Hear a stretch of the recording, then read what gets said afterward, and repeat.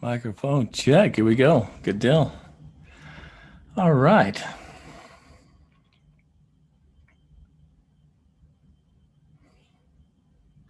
Okay.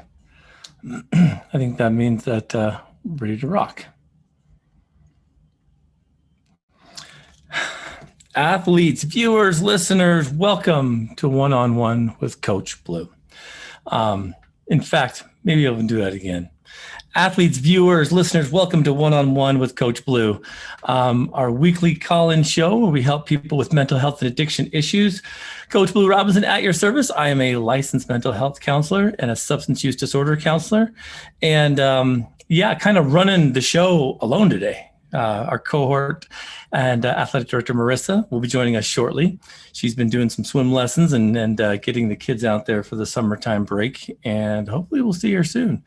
But me at the control of all this kind of stuff says that, man, we can go 1,000,001 different directions because Marissa's good at keeping us focused on what's going on. Shooting this out live to TikTok, to Facebook, to YouTube. And of course, this is your opportunity to submit questions or even jump on. We'll be posting the Zoom link soon, so don't worry about that. But listeners, viewers, I want to thank you all for downloading, sharing, and subscribing to the podcast, the Addict Athlete podcast. It helps immensely when you jump on there and give us a review. It pushes the podcast out there a little bit further, and you can use it as a resource for your addiction recovery. In 2021, if you guys haven't noticed yet, there's so many resources out there for you guys to jump on that's free of charge. That might be maybe a little bit of a, I don't know, maybe a support or a mechanism to use so that before you jump into that world of recovery and treatment and spend thousands and thousands of dollars, make sure that you know exactly what it is you need. Addict Athlete is a 501c3 nonprofit that's here to help people erase addiction and replace it with things of greater value. So jump on our website, addict2athlete.org. For those of you guys joining us on Facebook, YouTube, and the Zoom, I'm going to show you a little bit about what that looks like, because our website is phenomenal. Marissa has done so much for Addict Athlete, the website, that I want to show you a little bit about where these resources are. If you go to addict2athlete.org, you'll find everything you need on what the program is, when our meetings are, if you'd like to become a certified sober coach. Our team storage, I want to show you guys real quick. Josh Hansen has provided us with some patriotic logos. I want to show you guys the newest addition to the extracurricular recovery program. Here we have our patriotic 4th of July shirts. These will be in the store for limited time, so jump on addict2athlete.org, go over to our team store, and you can pick a color and a team shirt that works best for you. These are great. We'll keep these up throughout July, and hopefully you can get something that works best for you. Thank you so much, Josh Hansen, for all the time that you put in helping us get all this stuff ready.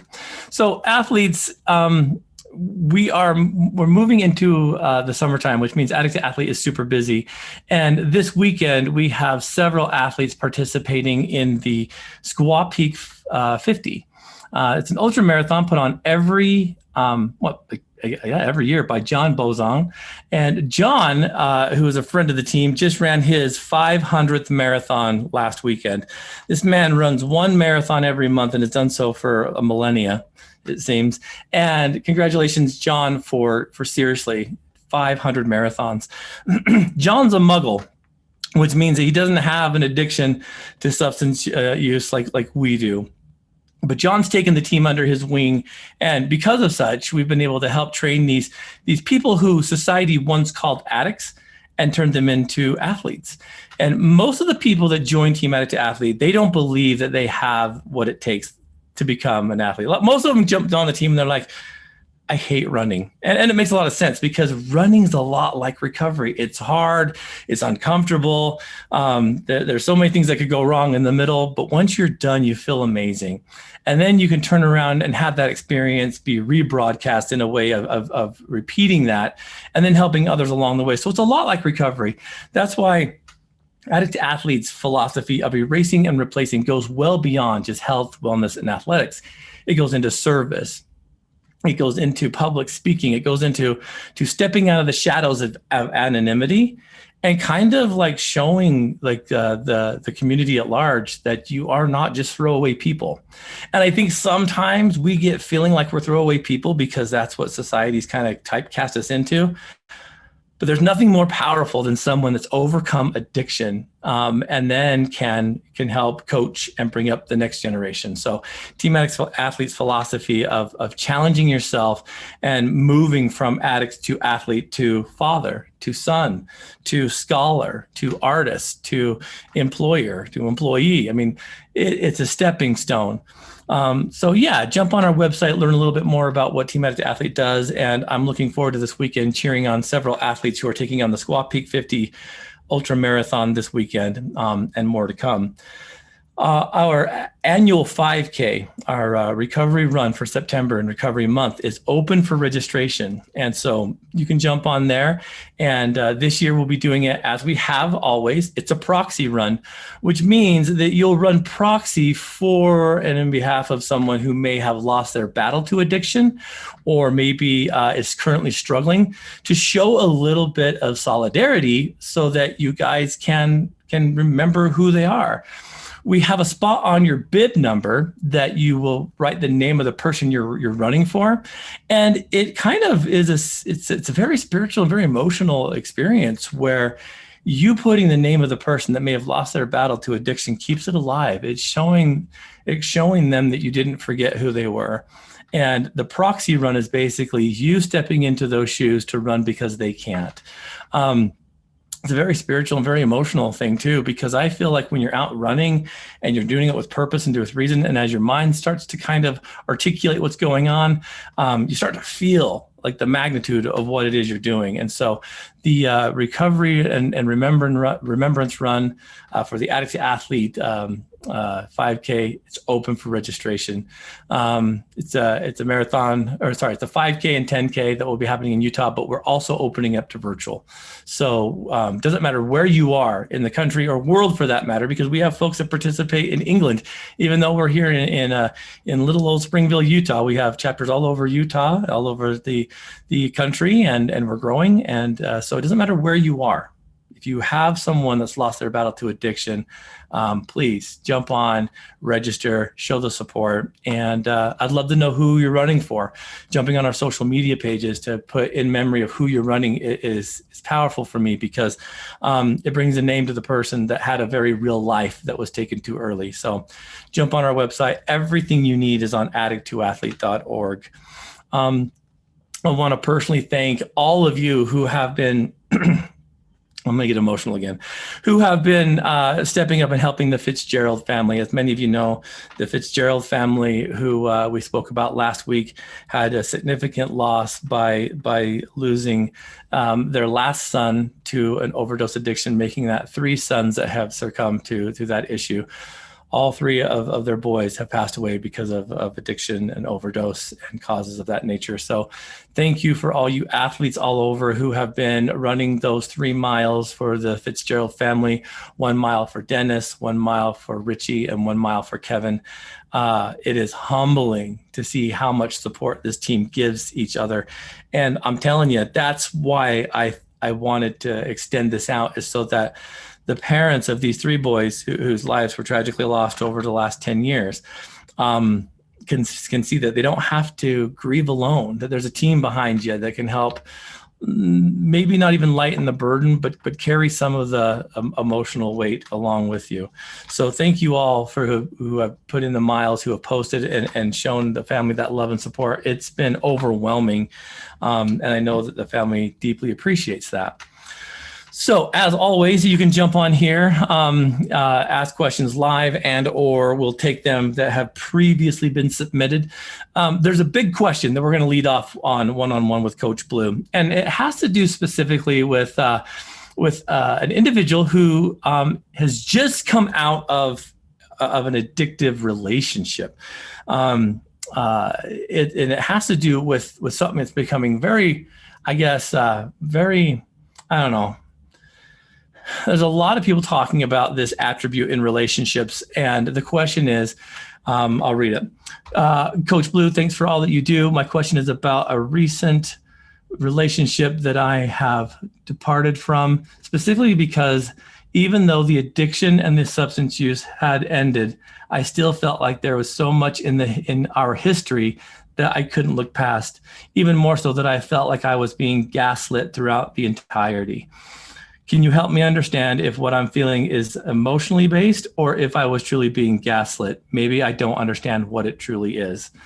So here's a big issue when it comes to the gaslighting factor, right? This is a term that is fairly old, but it's beginning to resurge and come forward because so many people are listening to podcasts and seeing videos and all kinds of stuff. And so what truly is gaslighting? Let's start there because it's a good question. In relationships, specifically when you have a loved one, maybe a husband or a wife who has an addictive history, maybe has been using, there's a lot of lying and manipulating and things that are going into protecting that addiction.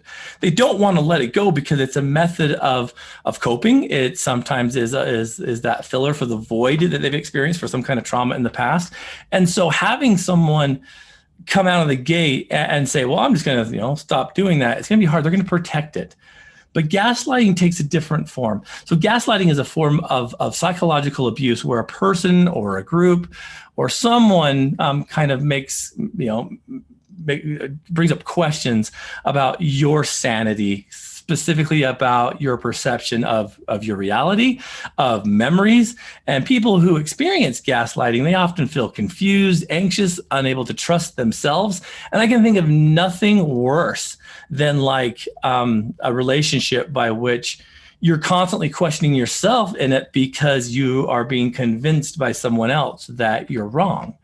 And a lot of times it's so subtle that it doesn't just come out of the blue.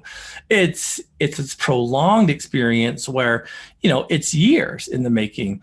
And it's this grooming of that reality, those memories that really kind of make you take a step back and be like, what is going on? So I like to look at it like this. I tell some of my clients at times, I'm like, sometimes they forget what love is.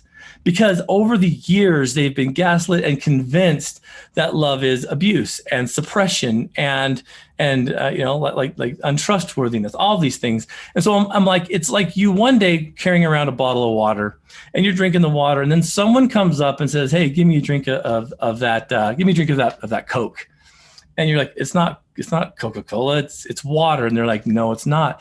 And over time and over experience and through pressure and through convincing and through this relentless effort of them constantly pushing the fact that what you're drinking is not water, it's Coke, after a while, you're just going to give in and maybe even subconsciously start to believe it, because after such a prolonged experience of that's what they're calling it and that's what they're forcing it and that's what they're pushing on it, they can convince you that that's Coca-Cola, not water. Then one day you get sick of that person. You're like, yeah, I'm out of here. You're a psychopath, and you leave or whatnot. And then you're drinking your water, and someone says, hey, can I have a drink of your water? And you're like, no, it's Coca-Cola. And they're like, what? It's hard to like wrap your head around the reality of that, but it is very real.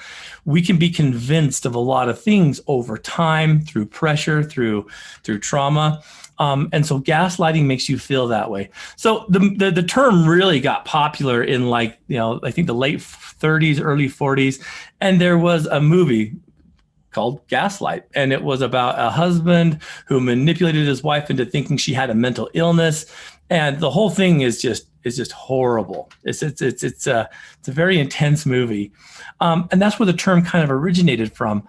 But I think examples are what we need to get into, because this is what this individual is saying. Now, there's a lot of history. There's a lot of like, I'll wait for you to a certain point in your recovery, but then if you don't get to it, I'm moving on, which I think is admirable and very challenging for people in this situation, because you love this person that's struggling, but if they're not taking the actions or taking the situation seriously, there's going to be a time where you're going to have to move on. And what I say to my clients in this situation is that maybe you both have entered into an addiction, right? Husband and wife, let's say, and or boyfriend, girlfriend, what have you. Put whatever paradigm fits your experience. It's very hard for two people that have addiction in common to get clean together. It's even more difficult for those people to maintain that long term. It's not impossible, but it's very difficult. So let's say one person, let's say it's a husband and wife, and there's kids involved, and then one day Department of Family Services swings in because there's been some reports of neglect, whatever, fill in the blank, and all of a sudden there's a reason now to start looking at your behaviors and your actions to get clean. One parent says, I'm in full board, I'm done, we got to change our life. The other one's like, I'm with you, but then they get stuck somehow, right? As your progression moves forward and you keep going back to hopefully grab this spouse or this person to bring them along with you. And as it keeps happening, you see that each time you get further away and go back, it gets harder and harder. Pretty soon that person is going to be to that point of no return where it's going to be harder to go back and try and convince this person to come with you than it is to say, I'm not doing this anymore. I don't like saying the word I can't, but I'm done doing this. And when that happens, a whole reality check gets kind of, presented. And then you start looking at, did I really fall into these beliefs that this was what love was, that this was what social life was like, that this is what parenting was like? And gaslighting develops gradually throughout that process. And then, really could be considered a form of domestic violence to a certain degree, emotional trauma, right? Emotional abuse. So let's go through so that we could answer this question fully, because I've heard this many times in my private practice. There's a few different categories of gaslighting. And if you feel any of these, let's get you some help. So there's countering, and this describes a person who's questioning someone's memories. So they may say things like, well, you never remember things accurately. Let me kind of explain to you how this really went. Or you're questioning you in the moment, like, are you sure that's how that went? You could be talking to someone about maybe an experience that was maybe fairly difficult, right? And you could be having a story that is true, but then that person who's not wanting everyone to know the whole story, or maybe embarrassed about things, will come in and say, are you sure you're telling it that way? And they'll kind of almost domineer the conversation, and they'll question things. It could even be like in memories of like, hey, I told you last time that this was going to happen, that we were going to do this. And that person would be like, you never said that. I'm sure you're thinking that, but you never said that to me. Why would I keep doing that if that's what you said? And what it does, it puts these little impressions into your mind that what you're doing is wrong. And this is a scary one, because then you can't remember or know what's right or what's wrong, what's up or what's down, even if you have some solid memories. And this is a big thing with parents that do this with younger kids, specifically when there's addiction involved. As kids get older and they start talking about these things, and they'll say, Mom, I always saw you locked up in the bathroom, and then parents are like, that's not what I was doing. You realize how clean the bathroom was? I was always in there cleaning after you. And they keep trying to replace that memory with something that's a little less emotional. And so countering is a big one, where it describes a person questioning your memories. Withholding and gaslighting is when someone withholds or refuses to engage in a conversation. A person is usually using withholding technique when they try to pretend like they don't understand, or that they don't know how to respond, and so they just kind of hold back. So they might say something like, well, I don't know what you're talking about, or when you start going down this path, you just confuse me. And so they pretend like what you're saying is like in a whole nother language. And withholding is damaging, because then it questions the person's ability to kind of advocate and speak for themselves. And so when you're being gaslit through the mechanism of withholding, you start feeling as though you can't communicate, that there are situations and things that you perceive that are wrong because you can't articulate it. I've heard this many times in my private practice when I'm doing couples counseling, when a wife will come in and say, my husband just doesn't understand me. I try to explain the problem, and he looks at me like I'm from another planet. And I'm always like, withholding, huh? I don't say that, but You get it. And that's a bugger because it dings your perceptions and your reality. So as you are now kind of withholding information too, because you're like, I can't speak the truth because obviously if it's something that's simple to me, they're not getting it. You'll actually stop talking to other people outside your social network because you'll fear that they're not going to understand you either.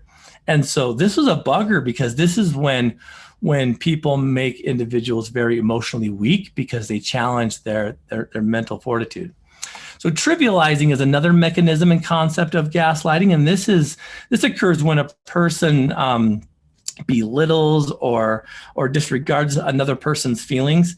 Like they may accuse them of being too sensitive or overreacting. And this is a big one because as you have a situation or a problem and you're like, hey, I told you we couldn't spend money because we're saving to make sure we have enough for rent at the end of the month. And you're like, you always overreact. Every time I'm trying to do something for me or for the family, you come out of left field and make it feel like it's the end of the world. And now I'm afraid to do anything. And it's that push back. So you start to trivialize that other person's feelings by belittling them or disregarding their feelings altogether. So if you have a relationship where your spouse or your loved one continues to tell you that you're the overreactor, that you are seeing things wrong, and they're trying to trivialize the situation, that's a form of gaslighting. Denial is another big one that happens. We see this a lot, specifically in politics, right? Denial involves a person pretending to forget an event that might have occurred, or maybe they might say something like, well, that's just another crazy idea that you got from your friends. So I don't even know why you're talking about that. And diverting that question, and like trying to move it away. And then, denying, make it like you're making something up completely. Like you are so full of crud. I saw this a lot in the political climate where there's a lot of denial and there's a lot of diverting.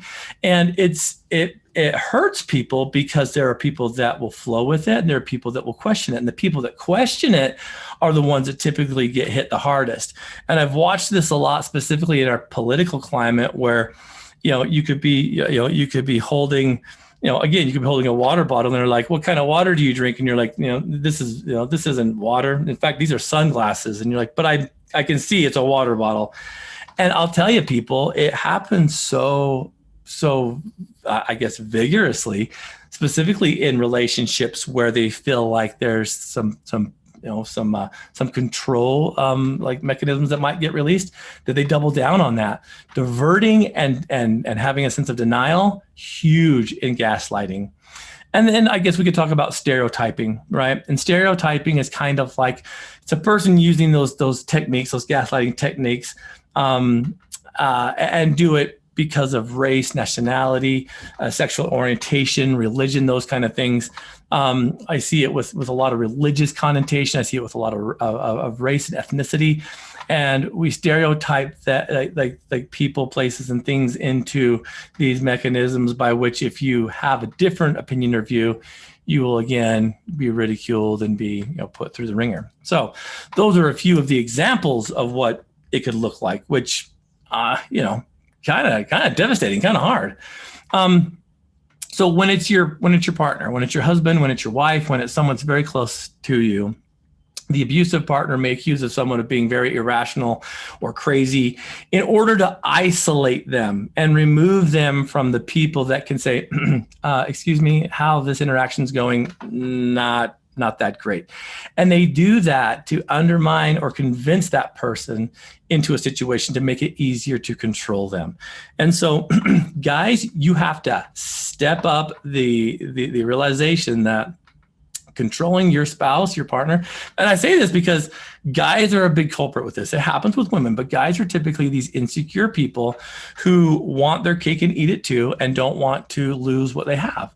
And so they will do this in order to isolate people. You see this a lot on some videos and things where like maybe it's a daughter of some parents, and then Joe Schmo rolls in and starts to try and manipulate the situation and isolates that person away from the family, and all of a sudden they don't have the conversations or they don't have the interactions that they once had. That's very damaging.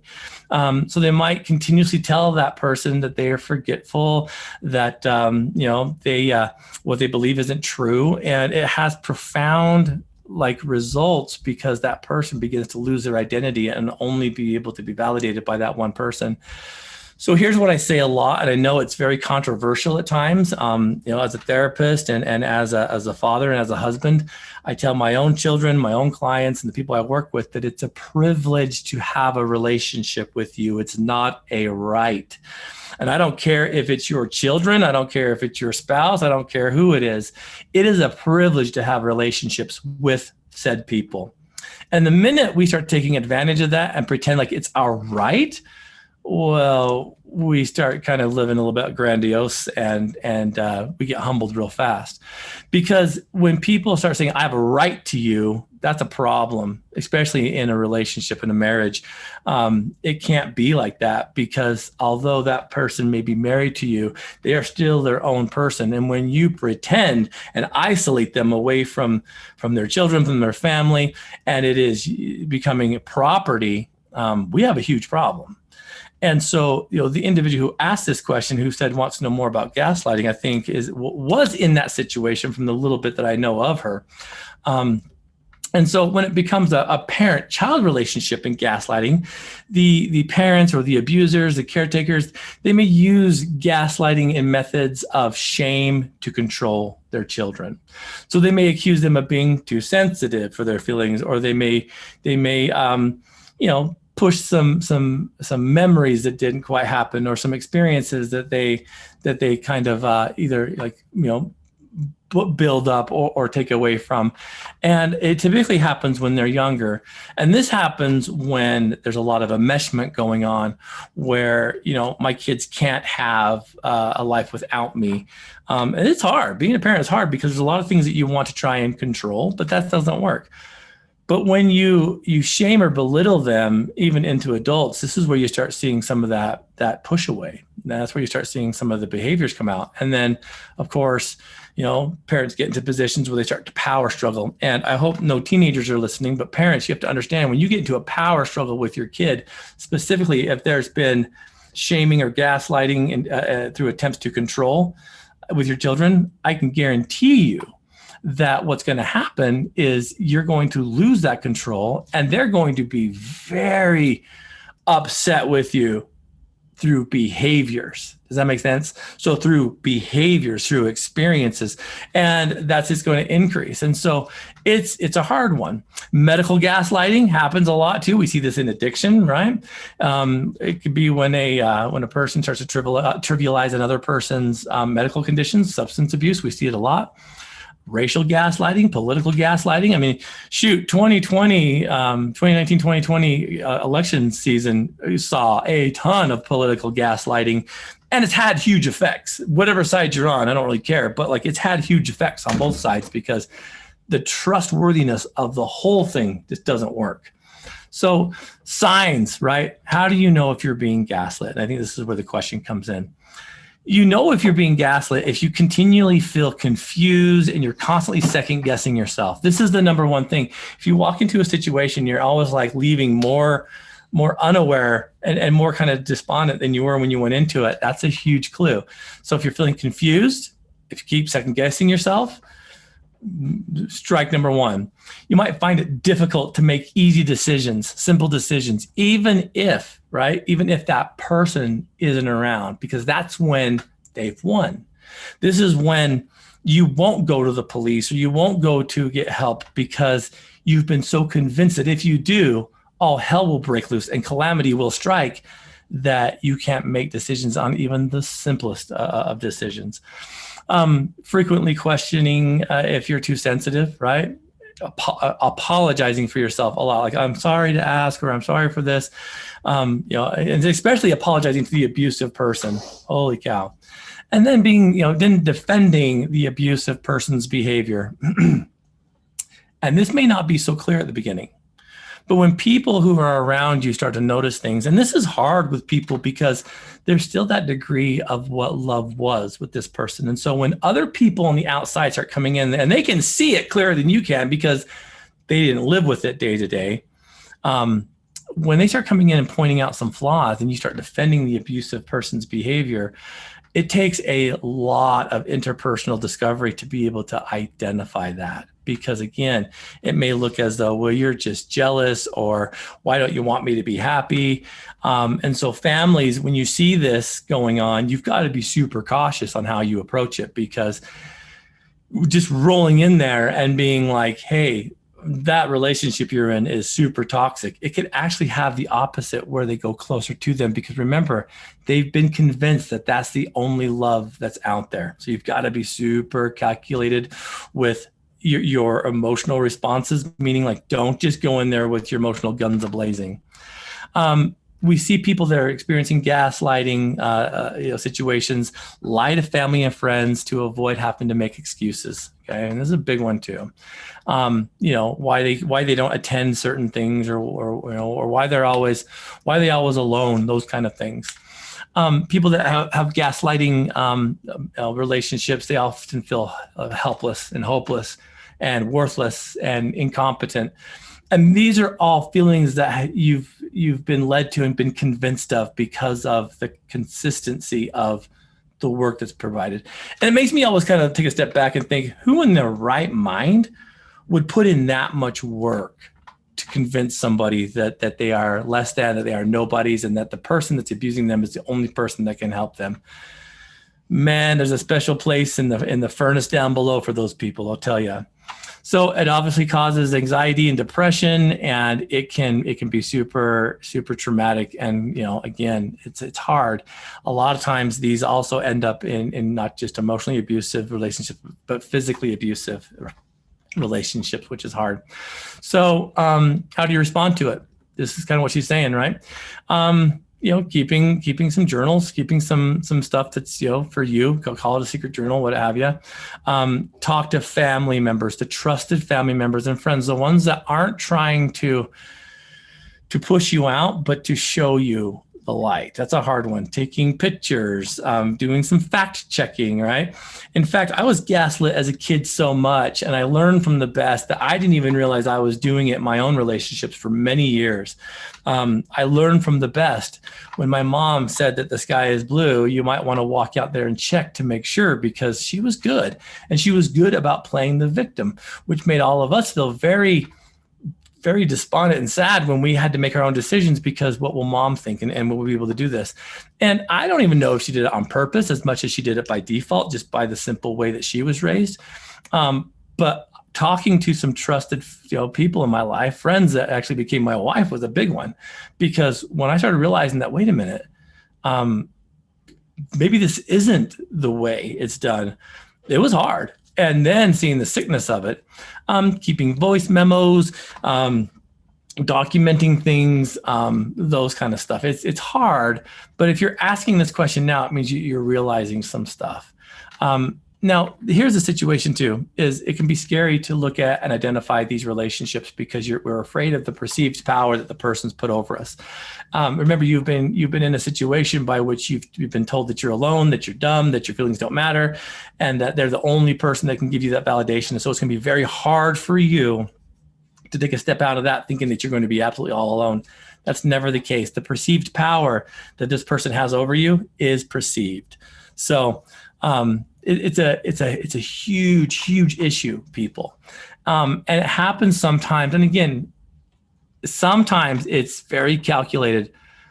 Other times it's there by default. And that's even worse. I think my mom's was done by default, not out of like her desire to want to hurt us.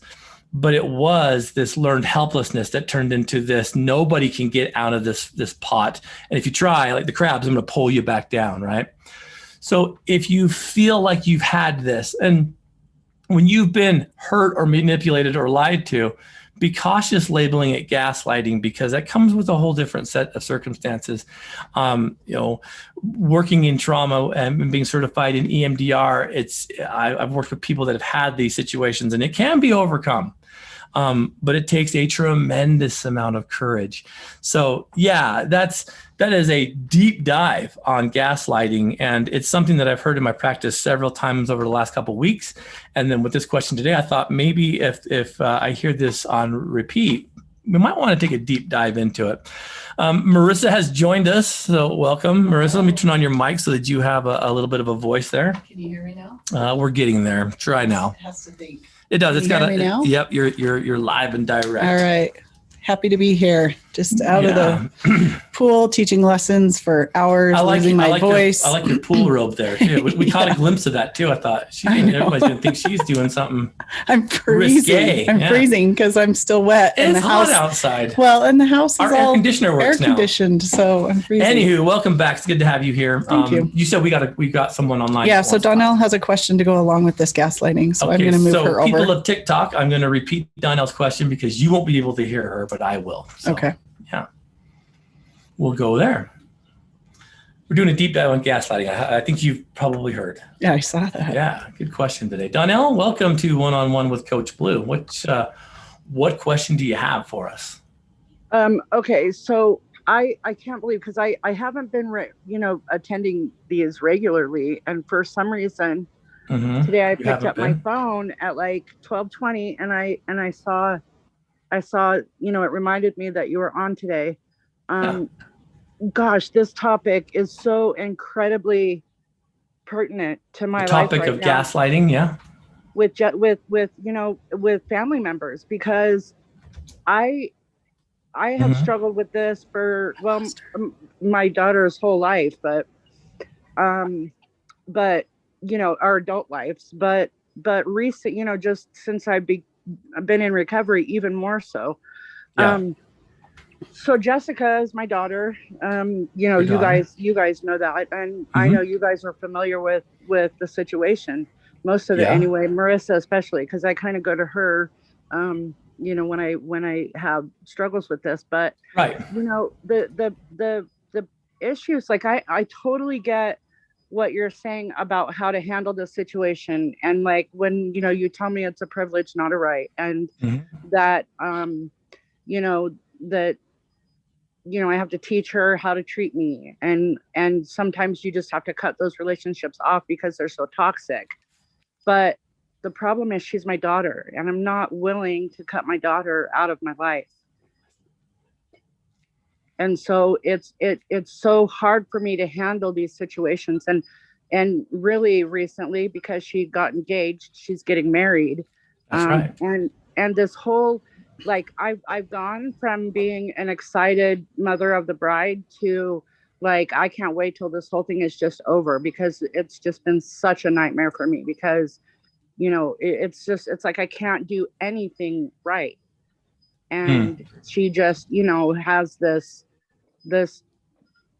and I know I'm giving her the power, Blue. I know I am, but I don't know how to navigate through it without losing my daughter, and with the wedding, without ruining her wedding, or having this to have her to have a hold over my head in the future about, well, you made my wedding such a nightmare. And, so I'm like, I just end up like caving every single time.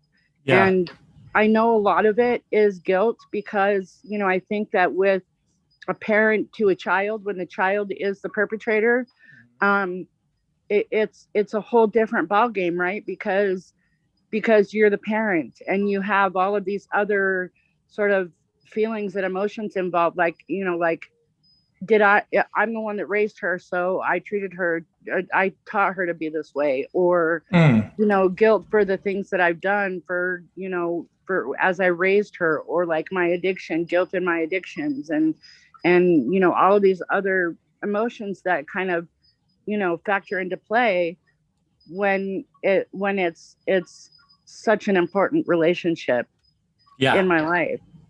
Yeah. Yeah. No, there's no question that that's part of what you're experiencing, Donnell. Like there's absolutely no question that there's some gaslighting experiences and feelings that you're having. And it's because she's projecting some of these pretenses on you. And again, this might suck to hear, but it's because you're a safe person to do that too. It doesn't mean it's right. But she has this understanding that because you're mom and there's this unconditional love, that also gives her the right to treat you with disrespect. And that's not true. But parents and child relationships like this, especially when you've done quite a bit to repair the relationship, to take accountability for those things. And I'm sorry, but just like me, there has to come a time where I have to forgive my mom. And like I just said, I understand now where it came from a whole heck of a lot more than I ever did before this, And so is it right for me to be upset? No. Do I have a reason to be upset? Yeah. But on the same breath, I'm not going to accept someone else's, unjust opinions and bias. It's just not going to move my needle. So I'm going to choose not to participate. Easy for me to say, hard for you, because it's a damned if you do, damned if you don't situation in your corner. How do we make her urgency not become your urgency? Because this is a big principle. How many times have you heard me say that? Your urgency is not my urgency. Right. It's hard because there's nothing more that you'd want than maybe this will be the time that she'll see that I do care and that I do love her. And she's got some unresolved trauma that, you may have had stewardship in, but you didn't create. And until she's emotionally stable enough and has that foundation of understanding that herself, you will always be the target of why it happened. Emotional maturity comes when you start taking accountability for your own actions, much like what you've done, but on the same breath, when I'm in that situation, Donnell, I wouldn't give too much and I wouldn't give too little. I would give enough that I feel like I can invest, and that would be it, and it's going to be hard. It's going to be very hard because no matter what you do, you could do everything absolutely correct and you'd still get ridiculed. What are you comfortable with doing, being a part of, saying, experiencing, and leaving it at that? Yeah, well, I mean, yeah, it's so hard because, I mean, even a few weeks ago, she came down on me, and I mean, she leveled me for a day and a half, about not doing enough for her wedding, and wanting me to be involved in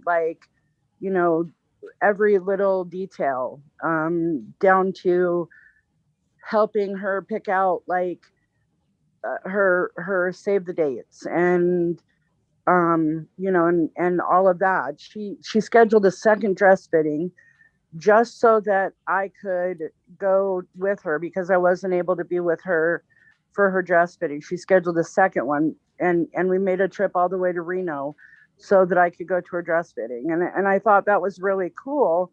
But, if I hadn't have been able to go, it would have been, you're just not there for me. So then I try, and get involved and do more. And then she's like, back off, you're too pushy.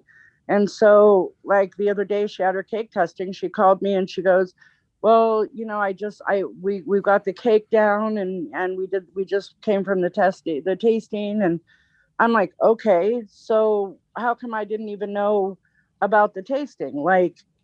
She picks things out when they're convenient for her, when she needs to explode. Mm-hmm. And then she doesn't see it when it's not convenient for her. She doesn't see that behavior when it's not convenient for her. You know what I mean? It's like, and if I try and talk to her about it, she's like, well, I'm not gonna, argue with you over this. And I'm not going to get in a fight about this because it's my wedding and I'm not going to have this bad memory attached to my wedding. For me, I think it's being careful to select your healthy boundaries. What are you willing to do? What are you willing to accept? Yeah. What battles are you willing to accept? If you're thinking that getting after her for not inviting you to the tasting or something will say, oh, she'll be able to see it correctly, that it probably won't happen. So not even bringing it up to her. Just, she didn't invite you. Great. There's one thing you didn't have to do that, fit into your schedule. Right. So, but there's other things. If she's asking you to be involved in this or that, you say what you're willing to do and what you can. And if you can't, you say you can't. And if she starts with the guilt trip, you just say, I'm sorry you feel that way. This is what I need to do. And I won't be able to make it. I will help with A, B, and C, but I'm sorry, I can't help with D. And you just matter of fact, let it go. Don't get the emotion involved. When you get the emotion involved, that's where she starts winning because she's controlling you. Well, because that's it, right? I mean, whose problem is it? Mm-hmm. And this is a hard one, Donnell, because I know your heart and I know you want to be involved in all that. You just don't want all the emotional baggage that's associated with it all, right?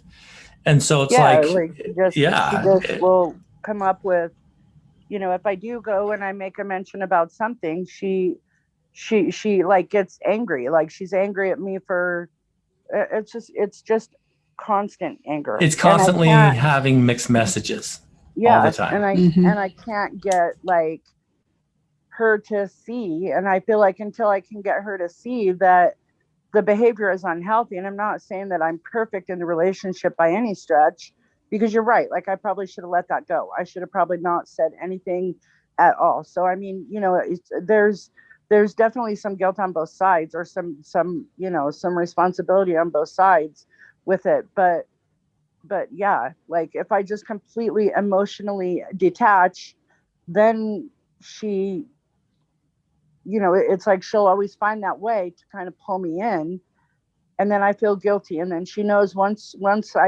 she brings up something that she knows is a button that's going to make me feel guilty, then she knows she's won the battle. Yeah. Because then I feel like I have to make up for things that I've not done, or things that I did do I shouldn't have done. Right. So this is still more about you than it is about her.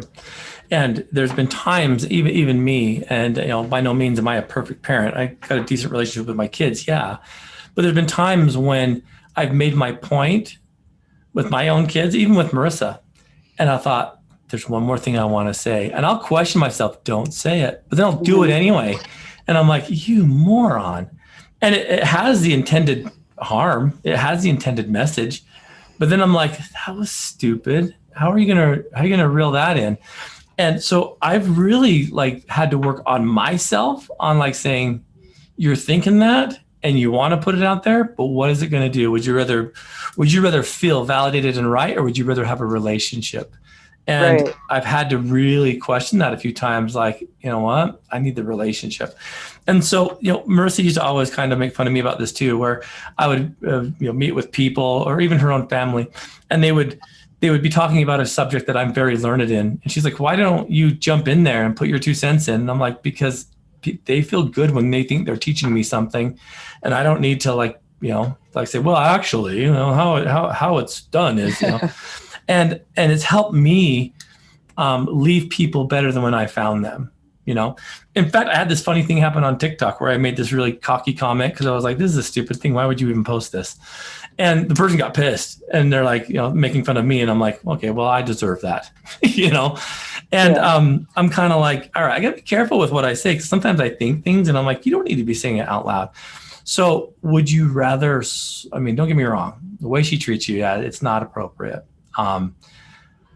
How do you teach that without having to engage, right? Mm-hmm. You do the limit that you're willing for. I know when I go to visit with any of my family, mom, whoever, that I'm only going to a certain point. And when I feel like I'm going to make some headroom, I know that that's going to be false and I need to pull back.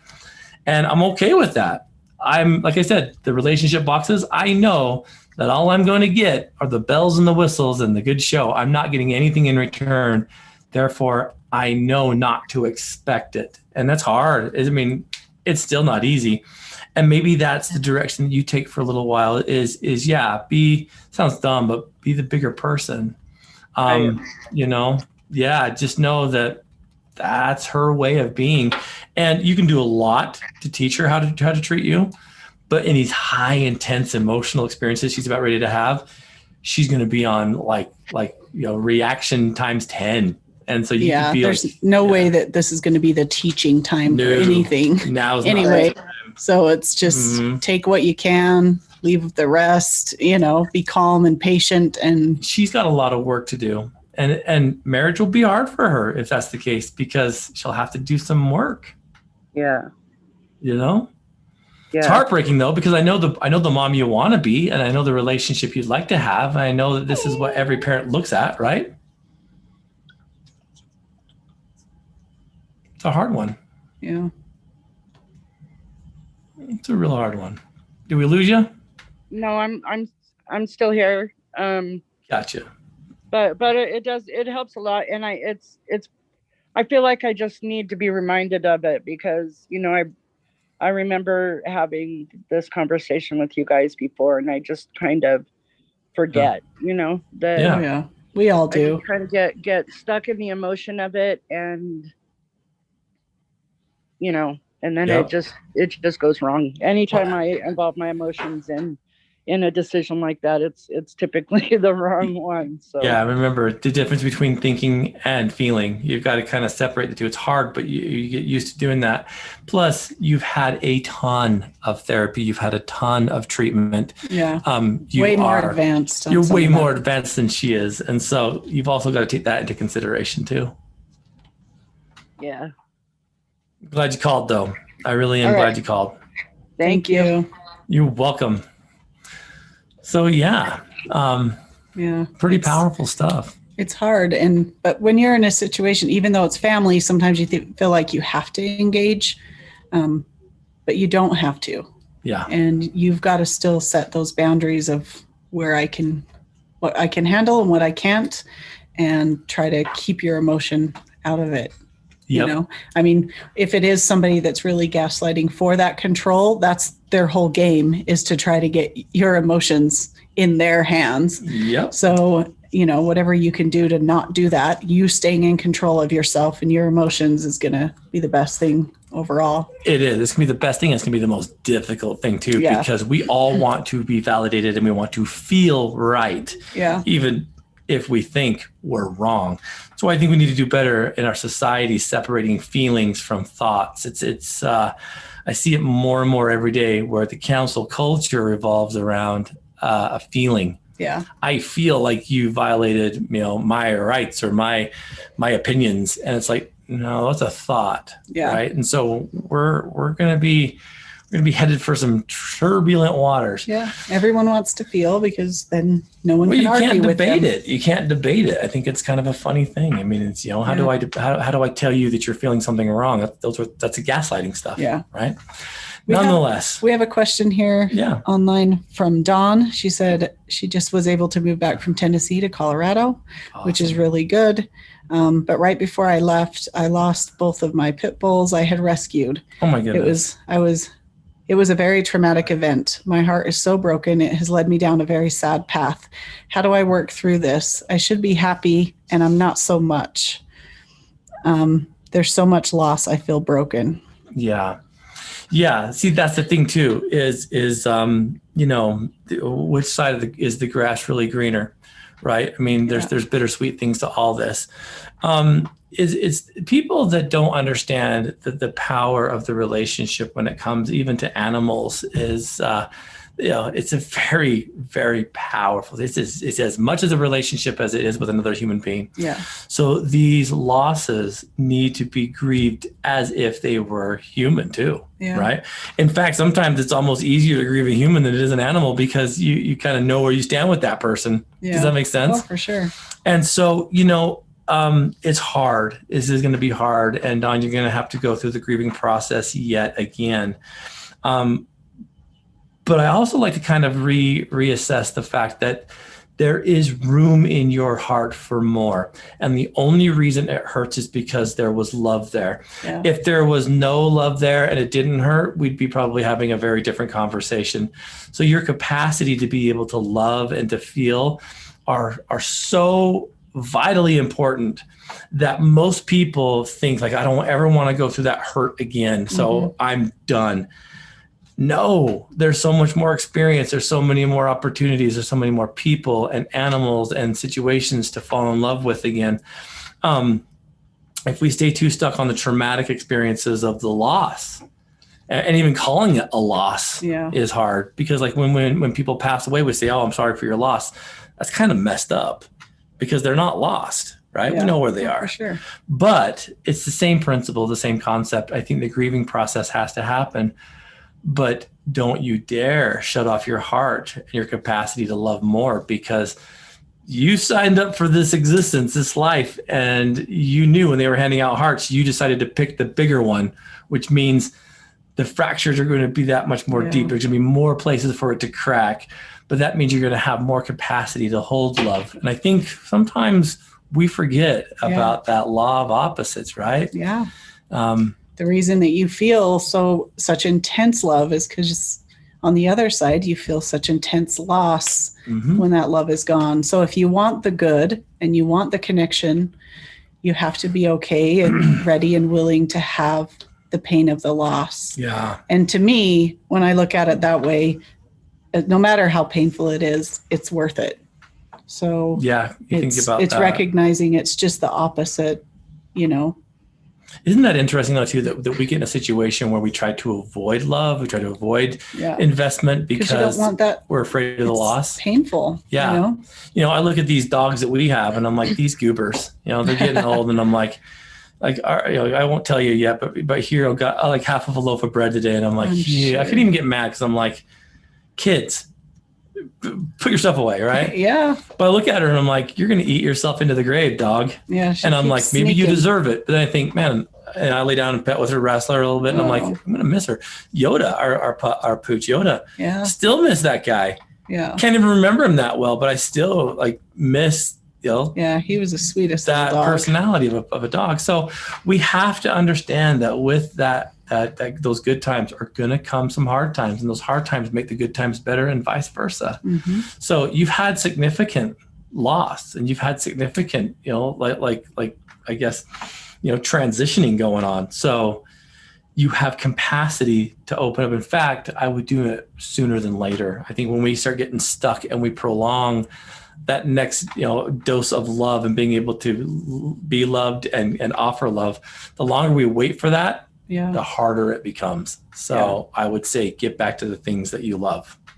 ASAP, Don. ASAP. Absolutely. All right, viewers, listeners, everybody in between, thank you so much for participating, for listening today. Great questions. If you didn't get a chance to ask your questions, you can submit those to Marissa, Marissa, at addict2athlete.org. Jump on our website. You'll see everything we have. I want to give a special shout out and thanks to our Patreon crew, our Patreon subscribers. Thank you so much. I feel like if you want to invest in Team Addict to Athlete, this is the best method. We are always looking for donations. You think. I'm going to correct you right there. Yes. You think the best way this is, maybe you just want to give us money. To invest in Addict Athlete is. Because we are beginning some processes of earning money for our Rural Sober Coach Fund. We want to train some sober coaches in communities in and outside of Utah so that they can do this. And a lot of times those rural communities have a hard time raising funds. This is where you come in. On June 20th and 21st, Coach Blu and whoever wants to join me will be running David Goggins' challenge, the 4x4x48, to help run and earn some money, some donations for this cause. But if you want to join Patreon and get something in return, you can jump on patreon.com/addicttoathlete. That'll get you into our little wall there of several platforms and tiers that you can choose from that have specific things that you can choose from just getting bonus episodes for $2 a month all the way up to our championship level subscribers that give you much more resource, perks, merchandise, all that stuff. But our super fans, Jerem Thurston, Holly Davies, Scott Foster, Coach Chris Williams, Brett Frew, Coach Tara Butson, Steve Riggs, and the Warrior Within podcast and personal development by Sensei KP, and Chelsea Olson. Thank you so much, superfans. Our rookie level Patreon subscribers, Kenny Roseman, Earl Dyer, and Joe Jackson. Thank you so much. Our pro level subscribers, Selena Armitage, which you guys will be very excited, is having her own podcast coming out this Monday. Selena Armitage, Gary Thurston, and Josh Hansen, our pro level, and our championship levels, the top of the tier.